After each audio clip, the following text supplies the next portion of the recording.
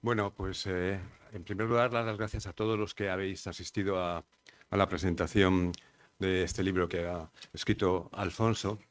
Yo soy Pedro de la Escalera y Manuel de la Escalera era mi tío abuelo. Hablar de Manuel de la Escalera, pues bueno, es hablar de una persona que, bueno, pues era escritor, traductor, eh, escritor, traductor, escultor y en su momento dado también fue cineasta, porque estuvo estudiando en Joinville, en París.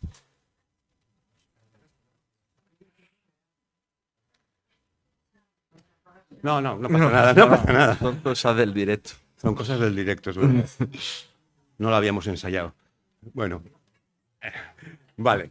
Bueno, pues entonces mi tío abuelo pues era una persona pues que vivió en una época, prácticamente un siglo, una época bastante tumultuosa en cuanto a cambios sociales, a, cambios artísticos, tendencias culturales, de pensamiento, etcétera, etcétera. Y por eso la labor que ha hecho Alfonso Oñate de escribir este libro, esta biografía, que está muy bien escrito, pues fue y resultó, pues para mí, dificultosa, igual para él no, pero desde luego tuvo mucho que investigar acerca de la vida de mi tío abuelo, de Manuel de la Escalera, y también de los cambios que estaban ocurriendo en aquel momento. Hay que tener en cuenta que Manuel de la Escalera vivió la Revolución Mexicana, la Revolución Rusa, la Primera Guerra Mundial, la Segunda Guerra Mundial y la Guerra Civil Española, estando por sus ideales marxistas que, bueno, que adoptó en París junto a las vanguardias, pero estuvo allí escribiendo y como escultor, pues bueno, pues acabó pues bueno, pues en la cárcel veintitantos años y con pena de muerte. Entonces, pues bueno, pensamos, bueno, pues realmente una persona que ha estado tanto tiempo en la cárcel, ¿cómo puede haber tenido la trascendencia que ha tenido, aunque haya estado muy olvidado? Bueno, pues porque siguió escribiendo, siguió traduciendo en la cárcel, etcétera, etcétera, y manteniendo una fluida conversación, etcétera, etcétera, pues con intelectuales de la época.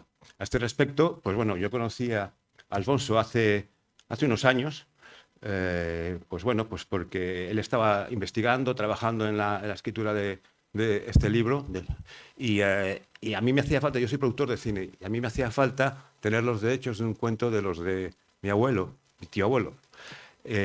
Y bueno, pues me contacté con él y me puse en contacto con sus albaceas y los que tenían los derechos de ellos para poder hacer este cortometraje. Y a la salida de este libro, pues realmente como productor de cine, lo que estoy pensando es que ya tenemos material para hacer un largometraje, desarrollándolo con el tiempo que haga falta. Y sin más, pues quiero dar las gracias a todos los presentes de nuevo y doy paso y cedo la palabra a Alfonso Oñate.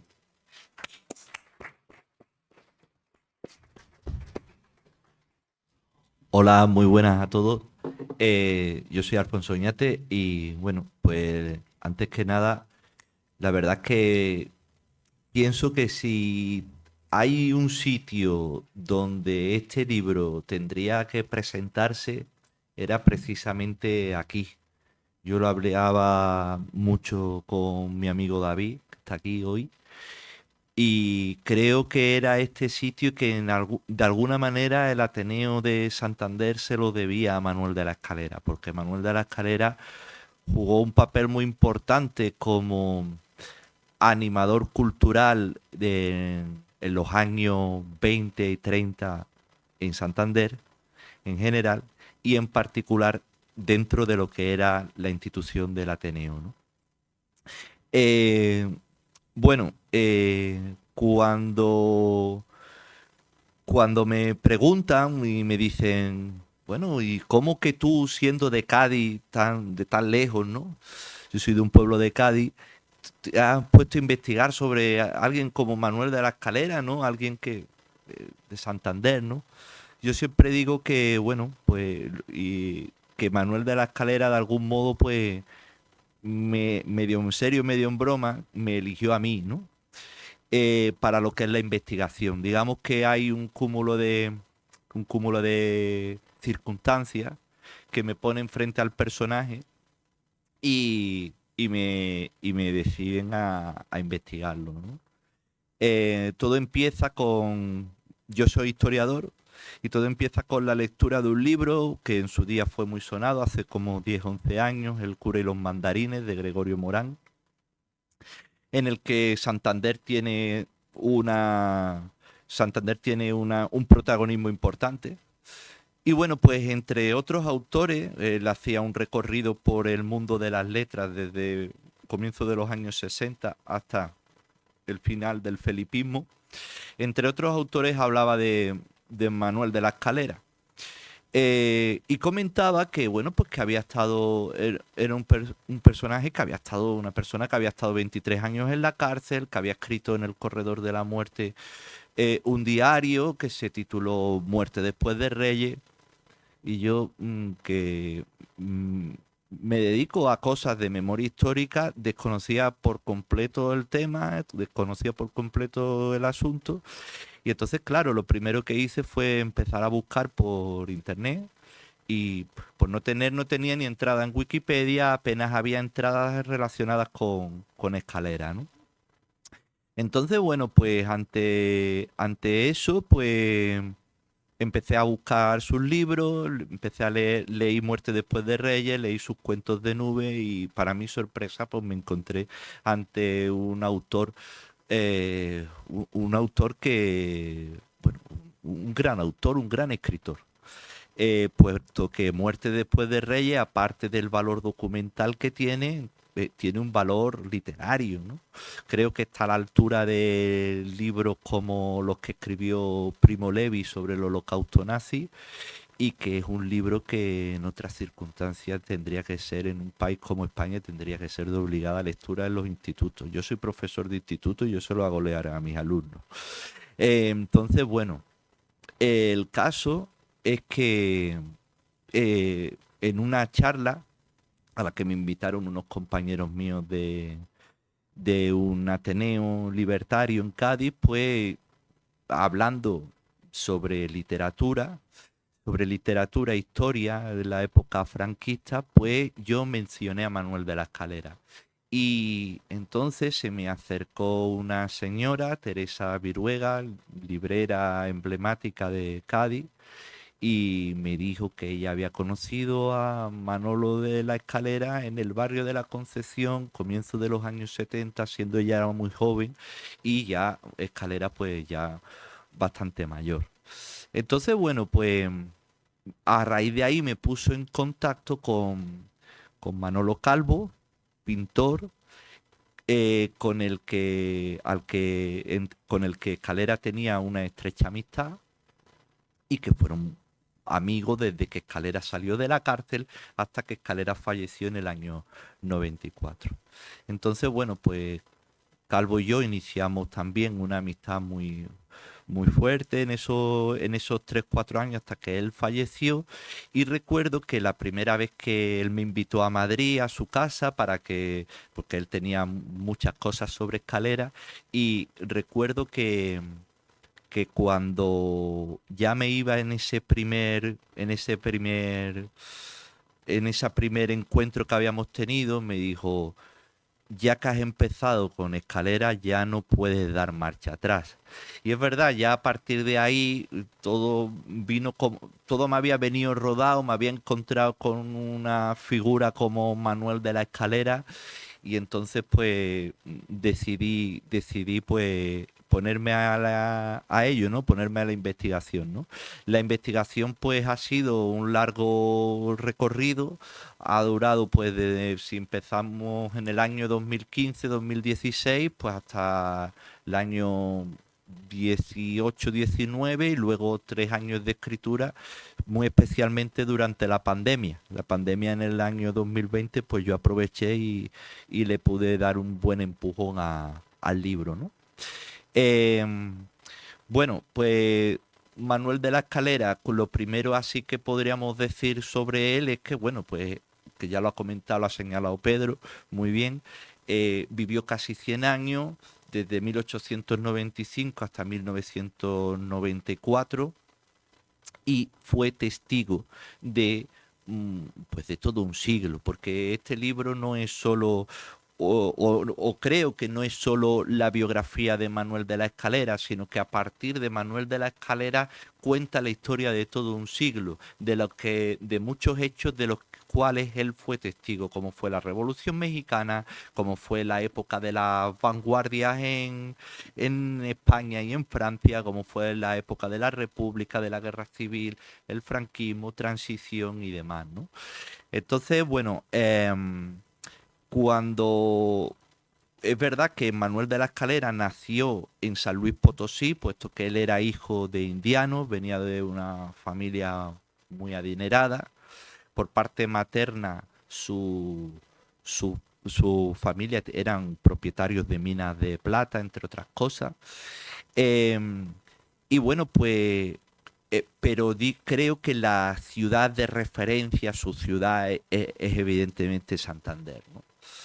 En Santander, Escalera va a jugar un protagonismo importante porque Escalera, cuando vuelve definitivamente de México con su padre, ya su madre había muerto en México, cuando vuelve de manera definitiva, que vuelve en el año 16, en plena Primera Guerra Mundial, eh, y está ya decidido a iniciar su carrera como escultor, pues donde hace su única exposición de escultura, la hace aquí en el Ateneo de Santander.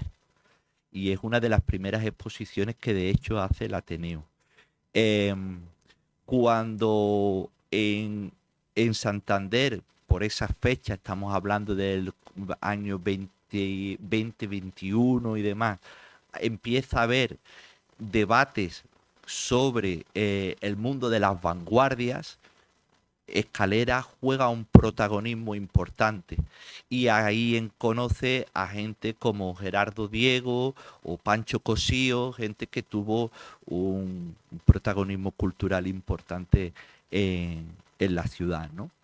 Em, Escalera, como digo, quiso ser escultor. eh, de hecho, siguiendo ese sueño, pues estuvo en Madrid, estuvo en Barcelona, marchó a París, pero él cambia la escultura por el cine. ¿Por qué decide hacer ese cambio? ¿A qué se debe? Y eso también está muy relacionado con lo que va a devenir en su compromiso ideológico con el marxismo. Em, Cuando él empieza a estudiar arte en la Escuela de Bellas Artes de San Carlos, en Ciudad de México, estamos en plena efervescencia de la Revolución Mexicana y él pues empieza a ver cómo precisamente debido a esa efervescencia en la academia se está empezando a prescindir de todo lo académico y se está empezando a apostar por las vanguardias. Él tiene una frase que dice, ya no es posible estar en las nubes, ¿no? Entonces, cuando él va a hacer ese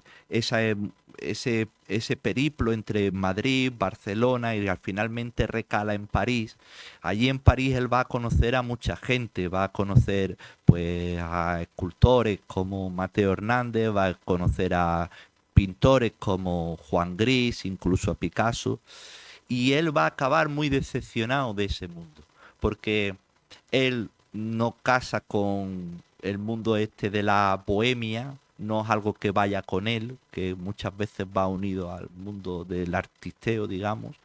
Eh, Él tampoco está muy...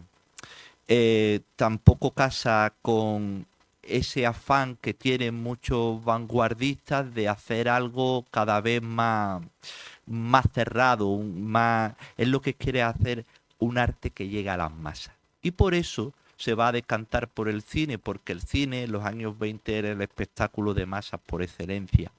Y va a descubrir pues el cine soviético. En los años 20 el cine soviético pues a mucha gente le impresionó independientemente de su condición ideológica.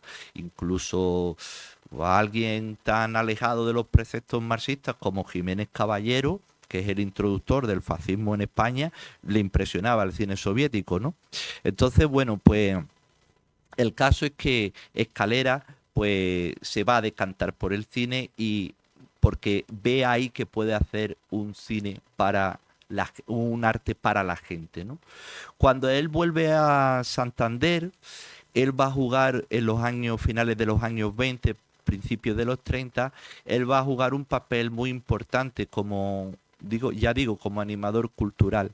Eh, Va a conseguir un trabajo como en Cinematografía Montañesa, que es una empresa de cadenas de cine, y no solo se va a dedicar a echar cine, sino que también va a conocer las redes de distribución para, a partir de ahí, impulsar lo que van a ser los cineclubs proletarios. Los cineclubs proletarios, ¿qué eran? Los cineclubs proletarios eran lugares donde se proyectaba cine soviético. Estamos ya en la época de la Segunda República, pero la Segunda República, bueno, pues era una república burguesa, entonces en la Segunda República el cine soviético estaba censurado, como estaba censurado en la mayoría de los países. Entonces hay un crítico de cine español radicado en París que se llamaba Juan Piqueras, que tenía una revista de cine maravillosa que se llamaba Nuestro Cinema. Y en esa revista, pues desde ahí hace un llamado para que en toda la geografía española aparezcan cineclubs proletarios. Bueno, pues sabemos que hubo Cineclub Proletario en Madrid, sabemos que hubo Cineclub Proletario en Bilbao, hay noticias de que hubo un Cineclub Proletario en Sevilla, aunque yo no he encontrado ninguna referencia documental, pero el Cineclub Proletario que tiene mayor recorrido es el que hay en Santander, y el alma mater de ese Cineclub Proletario es Manuel de la Escalera. ¿Qué se hacía en el Cineclub Proletario? En realidad, visto hoy, nada del otro mundo, más allá de poner películas soviéticas en salas de cine y ponerlas a precios populares. Nada más.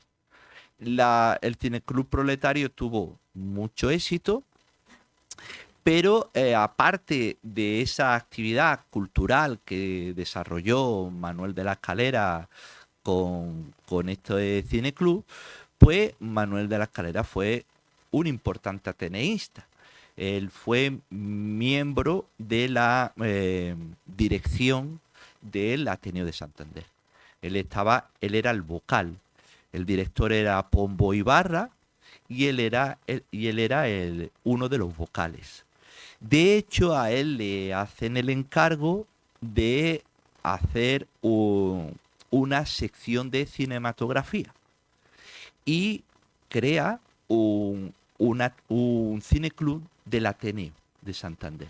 Lo que ocurre es que ese cineclub del Ateneo de Santander, digamos, él tenía con todo ese prurito de la vanguardia, y entonces hace como un cineclub más vanguardista. Y ahí proyecta La caída de la casa Usher de Jan Epstein, que es una película vanguardista, y la película se la abuchearon.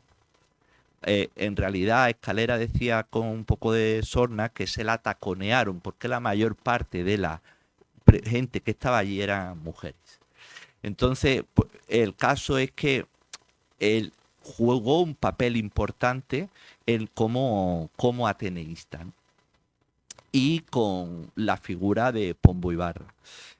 el Ateneo de Santander en los años 30 era una isla de tolerancia.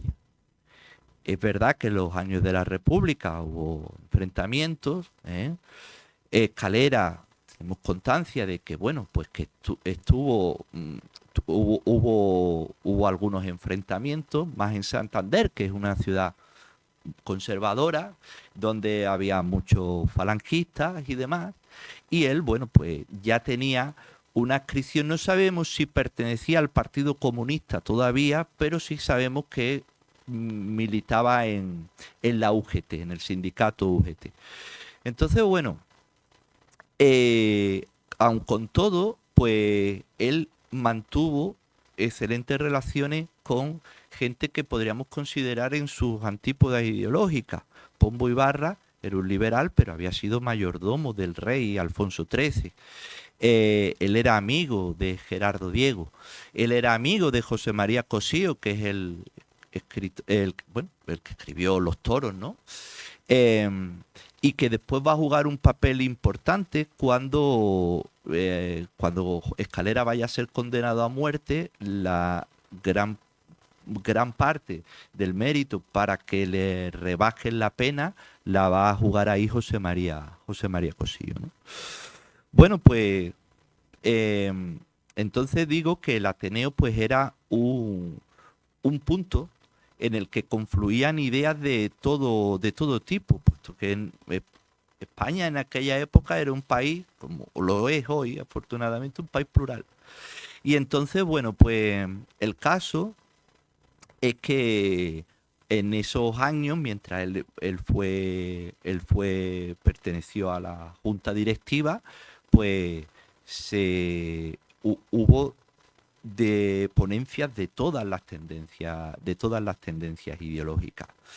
Sin embargo, en abril del año 36, pues justo un poco antes del inicio del estallido de la guerra civil, pues ahí hay un arduo debate porque se decide invitar a García Oliver, un prominente miembro de la CNT y de la FAI. Y hay sectores de esa junta directiva que se niegan. Uno de los que no se niega, que quiere que venga, es Escalera, y Pombo Ibarra también. Pombo Ibarra dimite y Escalera pues se va a solidarizar con él, ¿no? Entonces, bueno, me parece, y eso lo pongo ahí en el libro, me parece como un poco una metáfora de lo que luego vendría con la guerra civil, ¿no? Luego, bueno, pues Escalera va a seguir ligado a la ciudad de Santander, porque cuando en los años de la guerra, al principio, ya sabéis que, bueno, pues que Santander cae del lado de la República, pues al principio, pues él va a empezar a hacer lo que se llamaban las guerrillas de cine. Con un amigo suyo, pintor, Rufino Ruiz Ceballos, pues van a hacer películas de propaganda. Esas películas de propaganda eran muy cortas, duraban unos pocos minutos, y prácticamente lo que se hacía era, se rodaba por la mañana, se montaba en el Palacio de la Madalena por la tarde y por la noche se proyectaba. ¿Tenemos restos materiales de esas películas? No, porque se mandaban a la Unión Soviética, porque el objetivo sobre todo era proyectarlas allí en la Unión Soviética. Probablemente algún día pues aparezca una lata en algún archivo ruso y a lo mejor ahí son de Escalera y de Rufino Ruiz Ceballos, ¿no? Pero por el momento no tenemos constancia bueno, pues de su existencia, se han perdido, ¿no? El caso es que Escalera luego, aún participando en esas actividades de propaganda, Escalera también va a combatir en la guerra, va a alcanzar el grado de teniente Y bueno, finalmente es apresado en Asturias cuando ya el Frente Norte cae en manos franquistas, ¿no? A partir de ahí va a iniciar un periplo carcelario eh, por, por primero en la zona del País Vasco, va a estar en el Dueso, va a estar en Burgos y también va a estar en la cárcel de Tabacalera. La cárcel de Tabacalera aquí en Santander.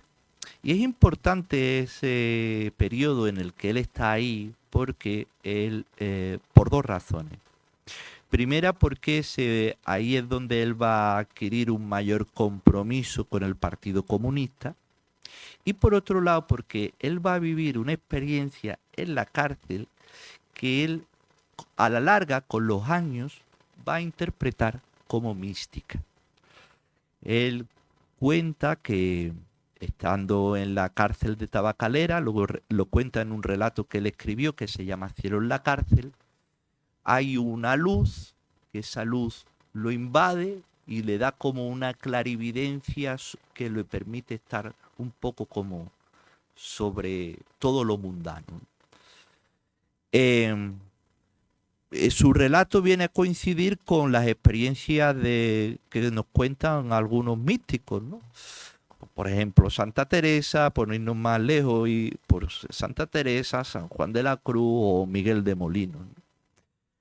Y ese sentimiento, yo digo, esa experiencia se va a ir apoderando de él cada vez más a medida que vaya él envejeciendo, ¿no?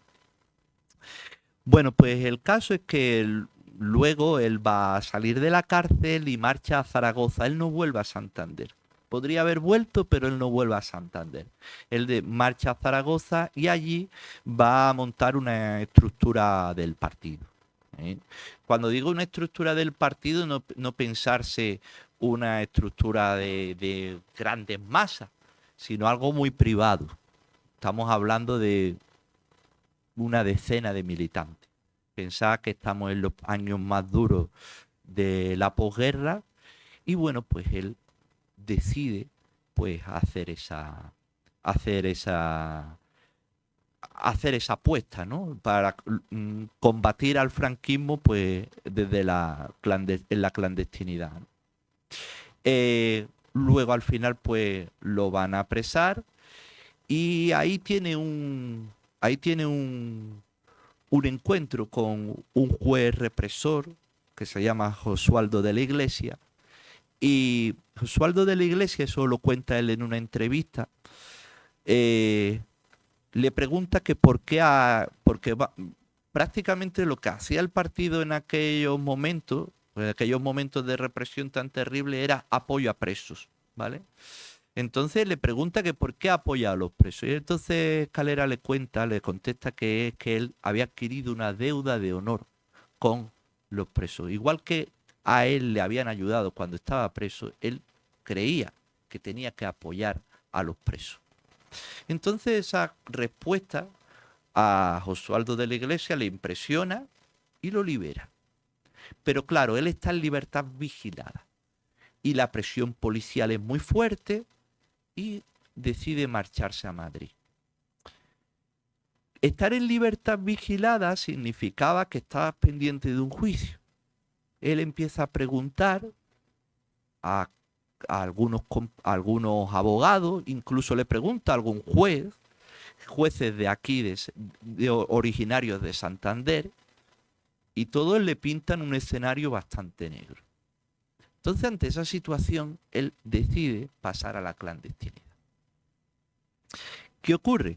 Que pasa muchos meses en la clandestinidad, viviendo en un escondrijo, y bueno, pues al final, dentro del partido había un topo de la policía que al final lo delata, al final él pues se tiene que marchar de Madrid deprisa y corriendo, total, que recala en Barcelona y en Barcelona es detenido. En Barcelona va a ser detenido y trasladado a Madrid, a los sótanos de Puerta del Sol, donde es torturado durante 3 meses.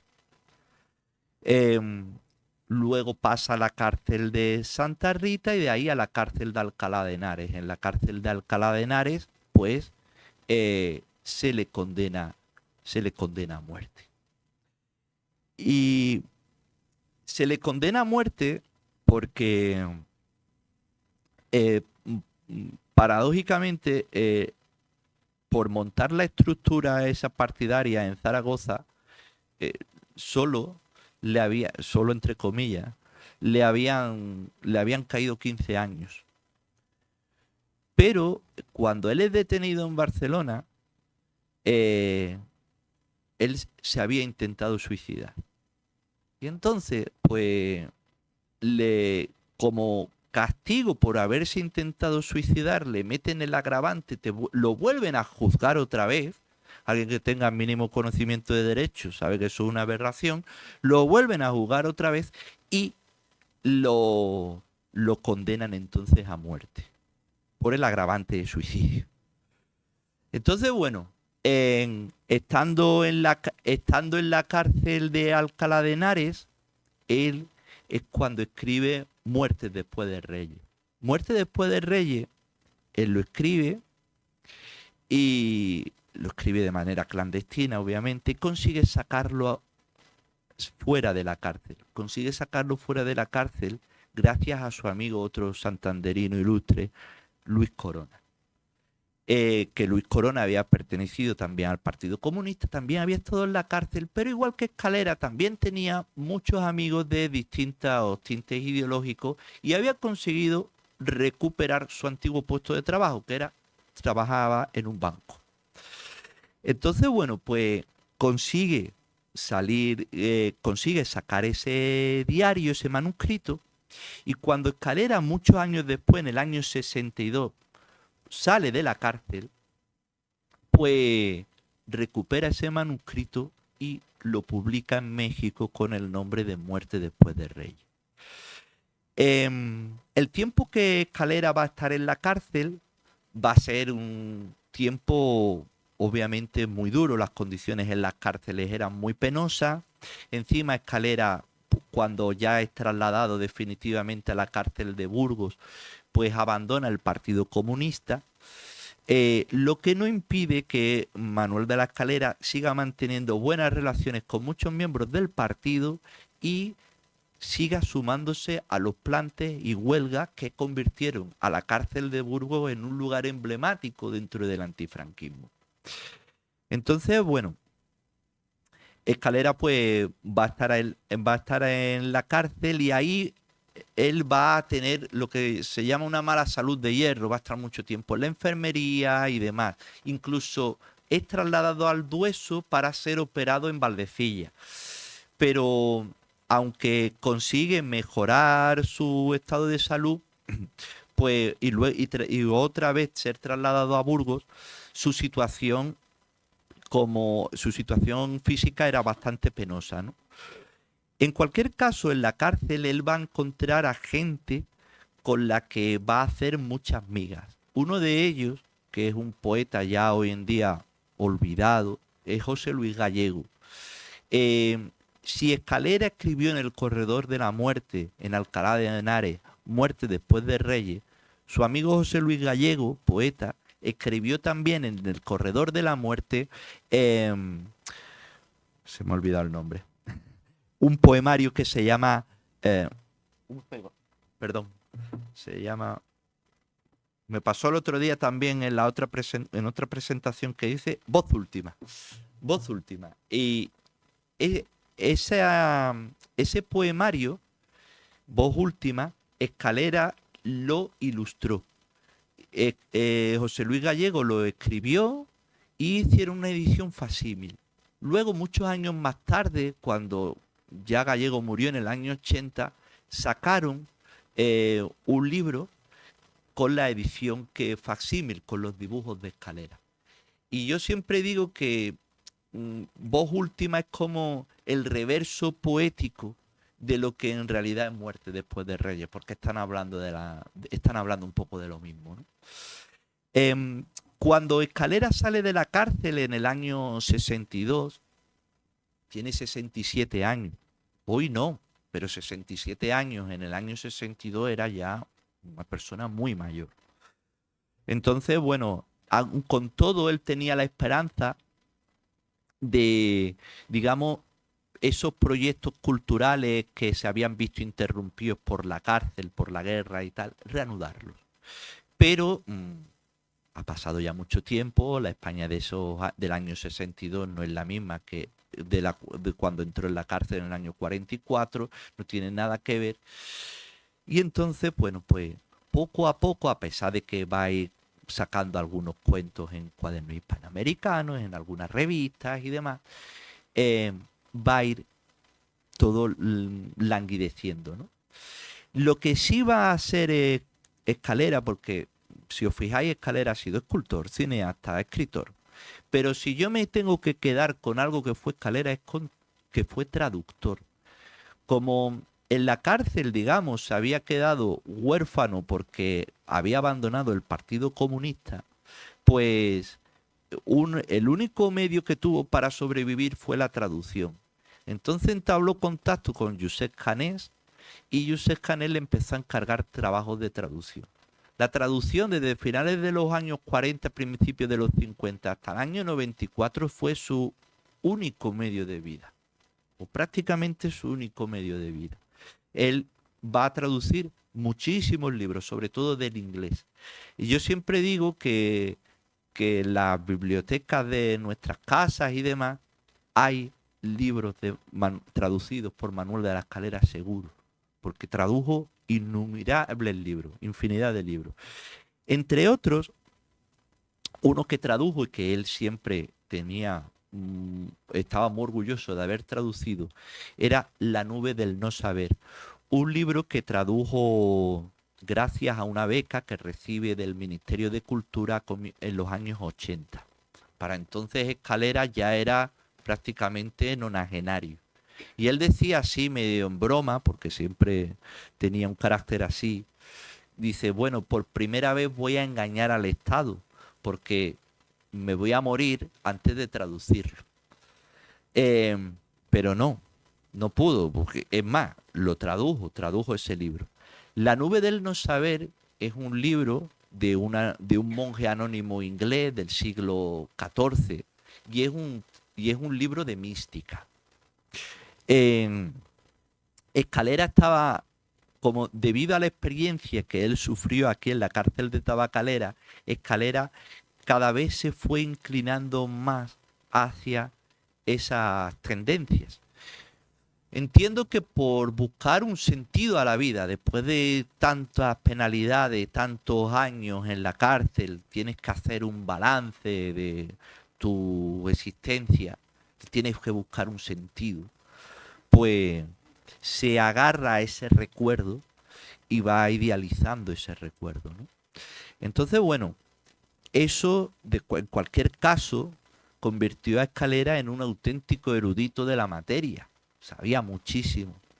Y este libro de La nube del no saber, que él tradujo, contaba también con un texto de alguien que venía mucho a visitarlo a la residencia de ancianos de Caja Cantabria, que es donde Escalera pasó pues prácticamente los últimos 20 años de su vida, que era quien fue cronista oficial de la ciudad de Santander, Benito Madariaga. Entonces, bueno, pues con esto, pues Escalera, claro, jugó ahí, se convirtió, como digo, en un erudito del tema, ¿no? A principios de los 90, Escalera va a recibir 1.000.000 de pesetas en compensación por los 23 años de cárcel, ¿vale? Pero bueno, eso tampoco le dio para poder salir de las estrecheces económicas que siempre padeció. Y siempre estuvo dedicado a la traducción prácticamente pues hasta su fallecimiento, ¿no? Y creo que, como dije al principio de esta charla, creo que Escalera, pues Santander en general y el Ateneo de Santander, pues le debía un poco de reconocimiento a esta figura tan emblemática, tan interesante, que fue testigo de tantos y tantos hechos durante prácticamente un siglo. Y por mi parte, pues nada más, deciros que me siento muy agradecido de haber podido presentar mi libro aquí y que si queréis hacer alguna pregunta o intervenir o tal, pues estaré encantado.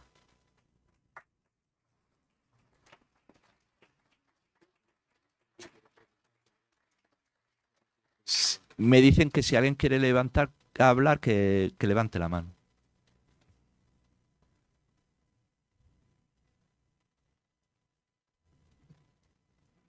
Ha quedado todo clarísimo, Luis. Hola, buenas tardes. Hola. Muchas gracias por tu intervención, pero me llama la atención que a un gaditano le llame la atención a su vez el personaje de Manuel de la Escalera. ¿Por qué fue? Lo he contado al principio. Fue porque en una... yo me dedico a cosas o me interesan cosas de memoria histórica. A través de la lectura del libro de Gregorio Morán de la muerte del cura y los mandarines, descubro la figura de Manuel de la Escalera. Empiezo a leer sus libros, me gustan mucho los libros que él ha escrito, sus textos y demás. Y en una charla que doy en Cádiz sobre literatura e historia en la época franquista, muy relacionada con José María Pemán y demás, pues leo un texto de Escalera y entonces una librera de Cádiz, de la librería La Marina, Teresa Viruega, pues me dice, ¿pero de qué conoces tú a Manolo? Y ella lo había conocido en el barrio de la Concepción, pues a principios de los 70. Entonces ella era muy jovencita y claro, Manolo de la Escalera pues tenía ya cerca de 80 años, ¿no? Y entonces ella fue la que me pone en contacto con Manolo Calvo, el pintor, que era el albacea de Manolo de la Escalera. Y a partir de ahí pues inició la investigación. O sea, es como un cúmulo de circunstancias que te ponen delante del personaje.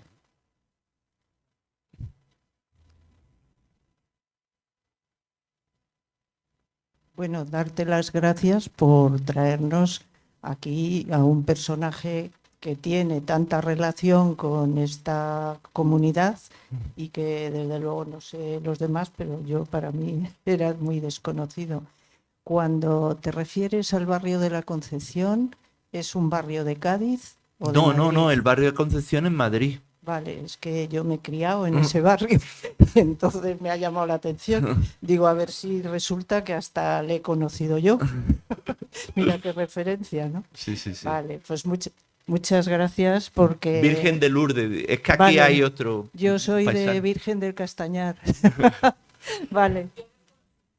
Al final la habéis conocido todos, ¿no? O sea, que hay muchos aquí. Bueno, pues bienvenidos todos a esta ciudad acogedora donde yo llevo ya 30 y tantos años viviendo. Pues muy bien. Pero bueno, ¿él vivió en el barrio? Sí, vivió en el barrio de la Concepción. Vivió, bueno, en el barrio vivió también Sastre. Sí. Y yo le veía de pequeña en un café, soy mayor que vosotros, escribiendo con sus barbas. Y me llamaba mucho la atención, siempre me decían, no mires a este señor. No mira a este señor. Pero yo le miraba. Bueno, gracias por abrirnos a este personaje interesantísimo. Vale, muchas y gracias. encima, si ha vivido en el barrio de la Concepción Pues y tiene fíjate. relación con Santander, pariente.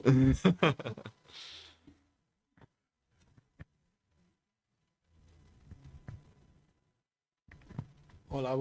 Vamos a ver, aquí nada más decir que hubo gente que le conocimos personalmente a Manuel de la Escalera, no solamente yo, sino más personas que asisten a la conferencia. De hecho, recuerdo de haber asistido a algo parecido a esto, una reunión con él personalmente, e incluso tengo idea de que asistió que era un chavalito cuando aquello, su nieto, vamos, Yo no era. Sería otra... Pero podía haber sido. ¿Podría ser otro sobrino nieto o algo? Sí. ¿Eh? Sí, seguro que sí, porque Sí. somos bastantes primos, sí. Ah, pues por eso, algunos Sí. no... Esa es la idea que tenemos. No, sí, seguro. De hecho, yo tengo algún libro de él, por ejemplo, el Cuentos de De Nube. Nube. Y he leído, lo que pasa es que ya no lo tengo por casa, lo de la muerte después, Muerte después de de Reyes, Reyes. que explica muy bien lo de las sacas de presos y todo lo que se sentía en aquella época. Y algún compañero mío le iba a visitar a la residencia de la Caja Cantabria. No es ninguna pregunta, simplemente... Sí, sí, pero Es un testimonio muy es un interesante. testimonio que yo te agradezco.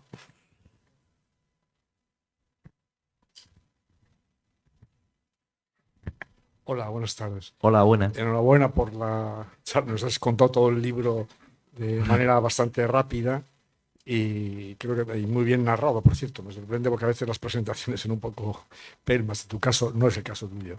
Bueno, he de decir que yo, de muy jovencito, conocí a don Manuel. Lo conocí personalmente. Yo iba a verlo a la residencia, era como su pequeño nieto.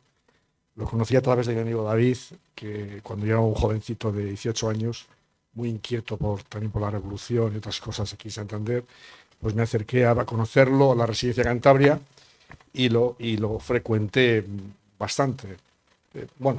Yo iba al cine incluso con él y bueno, puedo contar algunas anécdotas muy curiosas. Sí he de decir, quiero decir dos cosas. Una, todo esto pertenece a mi memoria, no tengo datos documentales, porque cualquiera podría decir que me lo he inventado, pero es real lo que voy a contar. Él me dijo que le debía media vida a Cosío. A Cosío le debía media vida. Dijo que era una de las personas que mejor se habían portado con él en su vida y que tengo un grato recuerdo de él. Y una cosa de mi juventud, de mi inquietud política con aquello, yo quería sacarle a él cosas de la cárcel y tal con aquello. Y recuerdo que la tercera vez que lo intenté, él ya me dijo, mira, jovencito, de estas cosas a mí no me gusta hablar. Si quieres venir a verme, ven, salimos de paseo, vamos al cine, pero no me gusta hablar de la cárcel. No le gustaba. Y otra cosa que sí intuyo que por la cosa de la mística, es que él a última hora era creyente. Él era creyente. O sea, no místico, sino que era creyente directamente. Eso también me lo contó él, que a mí me sorprendía muchísimo, porque una persona que había estado en la cárcel, resistente al franquismo, cuando aquello yo en mi ímpetu de considerarle dentro de mi club, ¿no? De mi secta, entre comillas, pues me chocaba mucho, ¿no? Esta ambivalencia que él tenía, ¿no? Y otra de las cosas que también, por decir un chascarrillo, que creo que lo cuentes en el libro, que yo todavía no lo he leído, es que él tenía una cosa muy clara. Él tenía una manía espantosa a Carlos Saura. Sí. O sea, También lo cuento. Carlos Saura. Carlos Saura. Yo fui una vez a ver una película, no sé qué película era, en el antiguo en el Cinema Santander. Sí. Repito que yo tenía 18 años o 19, o sea, yo era un niño, con un señor muy mayor. A mí la foto del libro, de criticarla, no me gusta mucho la foto de la portada. Porque yo siempre, don Manuel, yo le llamaba don Manuel, siempre lo recordaba con una gabardina. Era un hombre muy delgado, con una gabardina y una boina. Eso, tengo ese recuerdo de él, ¿no? Y un recuerdo muy entrañable. Yo lo quise mucho, pero se murió en una época en la que yo no estaba en Santander y sentí mucho cuando entré de la muerte. Lo que sí he de decir es que en Santander él estaba muy solo. Nada, pues gracias.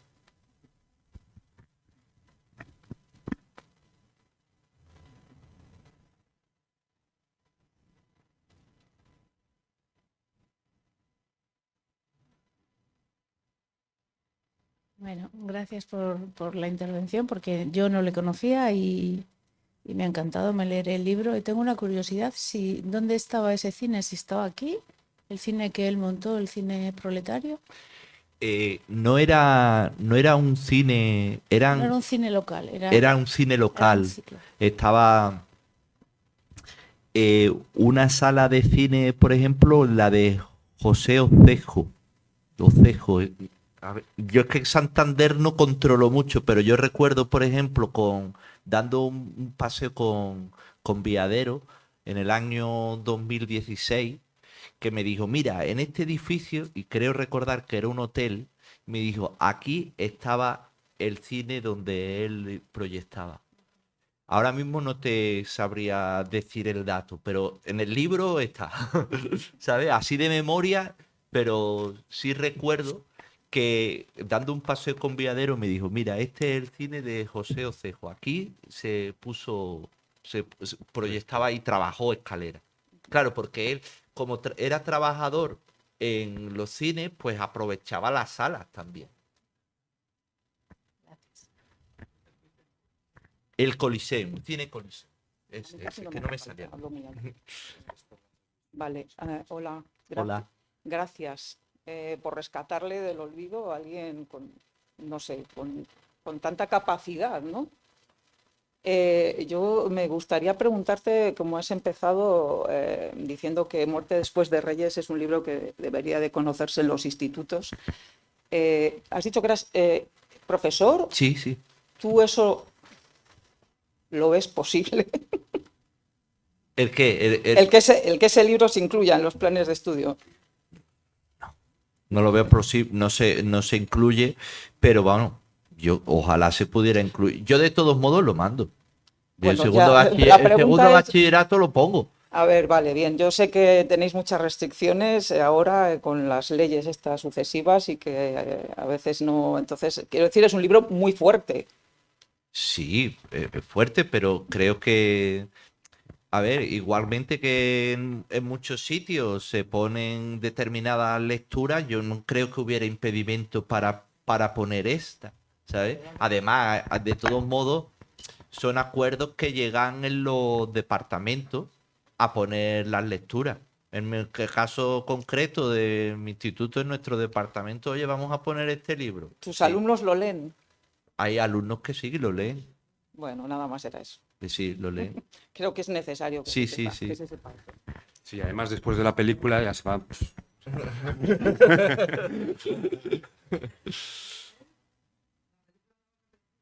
vamos a trabajar en ello, en un largometraje en desarrollo. Y sí, lo que pasa que a principio lo que estamos viendo es eso, que es que se cubren 100 años con muchos. Yo estoy hablando de la vida de Manuel de la Escalera. Ya. Ya. Y yo lo que he dicho, que cuando salga la película y gane en Cannes, etcétera, etcétera, igual se pone de moda, después te ríes y entonces automáticamente en todos los institutos se lee. Aparte de verse la película, sí, y se comenta. Pues sí.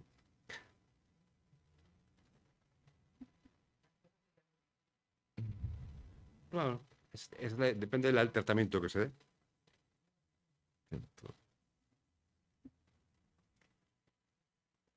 Sí. Y que...